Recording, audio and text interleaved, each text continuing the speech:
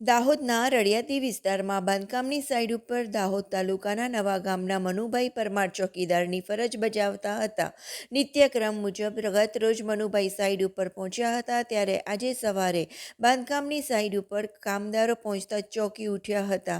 ચોકીદાર મનુભાઈનો મૃતદેહ લોહીલુહાણ હાલતમાં પડેલો જોઈ જેને પગલે સૌ કોઈ અચંબામાં પડી ગયા હતા. બનાવની જાણ તાત્કાલિક પોલીસને કરતા દાહોદ ડીવાયએસપી એ ડિવિઝન પોલીસ એલસીબી એસઓજી સહિતની પોલીસ ટીમો ઘટના સ્થળે દોડી આવી હતી અને સમગ્ર મામલે ઝીણવટભરી તપાસ હાથ ધરી હત્યા કોણે કરી કેમ કરી તે દિશામાં તપાસ હાથ ધરી છે. મૃતક મનુભાઈના પત્ની પણ આ દુનિયામાં નથી અને બે નાના બાળકોની જવાબદારી મનુભાઈ ઉપર જ હતી.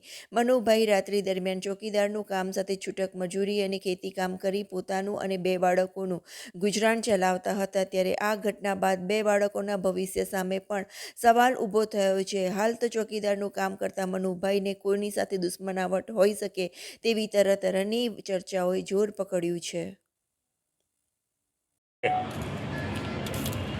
આજે અમારે સવારે ફોન આવ્યો અમારા ઉપર અને અમારા મિત્ર દ્વારા જાણવા મળ્યું કે તમારા ગામના જે મનુભાઈ છે, મનુભાઈ માનસિંગભાઈ પરમાર, એમનો મૃતદેહ અહીંયા આગળથી મળી આવેલ છે. એટલે કે મનુભાઈ માનસિંગભાઈ પરમાર જે છે એ રળિયાતી રોડ પર આંબેડકર ભવનની બાજુમાં એક કન્સ્ટ્રક્શન સાઇટ પર ચોકીદાર તરીકે કામ કરતા હતા.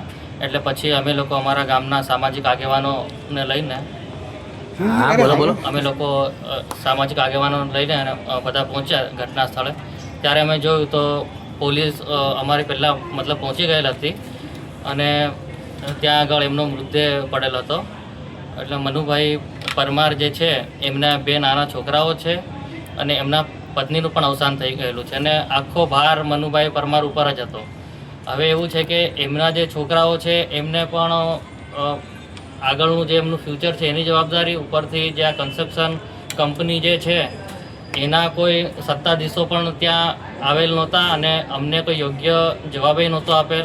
એટલે મેઇન વસ્તુ એ છે કે અહીંયા આગળ જે એમનું મર્ડર થયું છે તો સૌથી પહેલાં તો પોલીસ એકદમ નિષ્પક્ષ તપાસ કરે અને કડકમાં કડક સજા થાય. અમે એવી આશા રાખીએ છીએ કે પોલીસ એકદમ કડક કાર્યવાહી કરે. અને બીજી વસ્તુ એ છે કે એમના જે બાળકો છે એમને યોગ્ય વળતર મળે કે જેનાથી એમનું આવનારા ભવિષ્યમાં એમને થોડો સપોર્ટ મળી રહે. શું નામ તમારું? ચિરાગ પરમાર. દાહોદ ટાઉન એ ડિવિઝન પોસ્ટ વિસ્તારમાં રળિયાતી રોડ ઉપર એક અંડર કન્સ્ટ્રક્શન વિસ્તાર છે. ત્યાં એક સવારે વ્યક્તિની લાશ મળી આવી હતી. એ દરમિયાન જાણવા મળ્યું હતું કે વ્યક્તિ છે એ ત્યાં ચોકીદાર તરીકે કામ કરતા હતા અને જે નવા ગામ બોડી છે તેના વતની છે અને એમની હત્યા થઈ છે એ બાબતે પોલીસ દ્વારા ભારતીય ન્યાય સંહિતાની કલમો હેઠળ ગુનો દાખલ કર્યો છે અને પોલીસની વિવિધ ટીમો બનાવી અને હત્યાનું કારણ શું છે, કોણે હત્યા કરી છે, એ તમામ દિશામાં હાલમાં પોલીસ તપાસ હાથ ધરી રહી છે. સર, આમાં હત્યા કરવાનું કારણ અને હત્યારાઓ સુધી પહોંચવા માટે પોલીસે કેવી કાર્યવાહી કરી? હત્યાનું કારણ છે ત્યાં સુધી સ્પષ્ટ થઈ શક્યું નથી, પરંતુ એમના માથાના ભાગે ઇન્જરી થઈ હતી અને કોઈ પણ પ્રકારના બોથડ કે તીક્ષ્ણ હથિયાર વડે ત્યાં ઈજા થઈ હોય એ પ્રકારનું જણાયું છે. અને હાલમાં જે એલસીબી, એસઓજી અને લોકલ પોલીસની અલગ અલગ ટીમો છે એ બનાવી અને અલગ અલગ પ્રકારના ક્લુ દ્વારા પોલીસ પ્રયત્ન કરી રહી છે. આ ઉપરાંત ફોરેન્સિક સાયન્સ, ડોગ સ્ક્વોડ અને અન્ય જે બી સહાયક સંસ્થાઓ છે એમની પણ મદદ લેવામાં આવી રહેલ છે.